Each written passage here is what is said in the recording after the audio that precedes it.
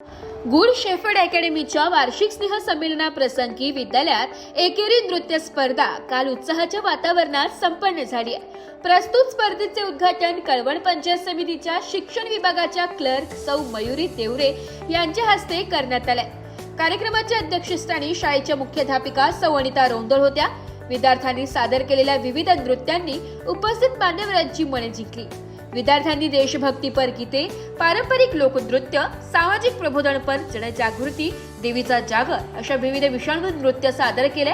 कार्यक्रमाचे सूत्रसंचालन भाग्यश्री पवार, मनोज्ञ मराठे, सई पान पाटील, पलक पवार या विद्यार्थिनींनी केले। विद्यार्थ्यांनी आपल्या नृत्याविष्कारातून प्रेक्षकांची मने जिंकली।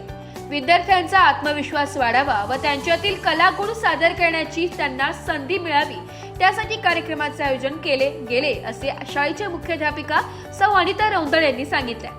कार्यक्रमाचे आभार प्रदर्शन ललिता पवार यांनी केले। कार्यक्रमाच्या यशस्वीतेसाठी सर्व शिक्षक व शिक्षकेतर कर्मचाऱ्यांनी हातभार लावलाय। कार्यक्रमाप्रसंगी शाळेच्या मुख्याध्यापिका सौ अनिता रौंदळ, शिक्षक शिक्षकेतर कर्मचारी, मोठ्या संख्येने पालकवर्ग व विद्यार्थी उपस्थित होते। नाशिक लोकशाही न्यूज साठी उपसंपादक बाजीराव नाना खेरनार, नाशिक।